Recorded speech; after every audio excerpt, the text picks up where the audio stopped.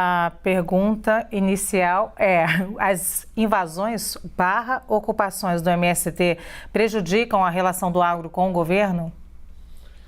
Se nós formos considerar as relações que o agro teve com o governo anterior, certamente. Porque é impossível se manter as relações do agronegócio com o governo anterior. A CPI do MST talvez seja interessante para se apurar também a grilagem nas terras indígenas, muitas delas com suspeitas de terem sido feitas por grandes proprietários rurais, pela invasão de áreas de proteção ambiental feita por grandes proprietários rurais, né? Quem, na verdade, está atrapalhando, nós temos que separar o agro do agro. Nós temos que separar um agro que produz e é a commodity brasileira do outro agro que quer ver o país voltar à realidade fundiária das sesmarias, das capitanias hereditárias.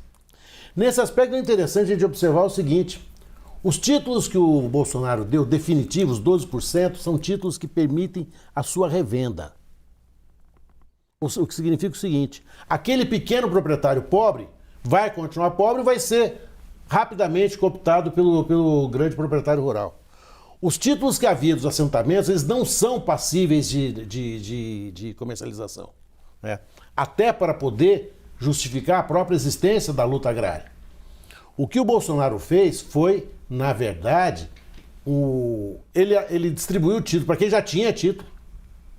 E aqueles que ele pôde distribuir, ele distribuiu títulos de pessoas que poderiam vender esses títulos de terra, vender suas pequenas propriedades. Certamente não vai vender para o vizinho que é tão pobre quanto ele, mas vai vender para o grande proprietário que está ali sempre à boca esperando. Nós temos que pensar que a relação do agro com o governo minimamente humanista, nesse ponto, como foi a do agro, no governo absolutamente devastador como o anterior que nos antecedeu, vai ser complicado. Eles precisam acordar para um outro tipo de mundo. Aquele mundo que havia, não há mais. Eles precisam entender que existem áreas indígenas que devem ser protegidas, que não podem ser invadidas, existem áreas ecologicamente protegidas. Eles precisam compreender que a economia não gira mais em torno deles, como girava em 1750, 1800, na época em que as sesmarias foram distribuídas no Brasil. O agro precisa entender que o Brasil hoje é um país que está no século XXI. E que o latifúndio é em si mesmo um mal. O latifúndio é em si mesmo um mal. Né? O MST é o culpado de ocasião. Nos países do hemisfério norte, quando não havia o MST, o Greenpeace foi alvo de dezenas de investigações e comissões parlamentares de inquérito em vários países.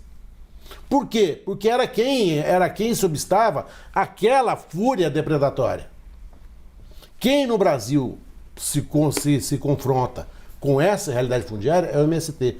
O MST é o que mais sofre a propaganda da extrema-direita. E é o que mais morre.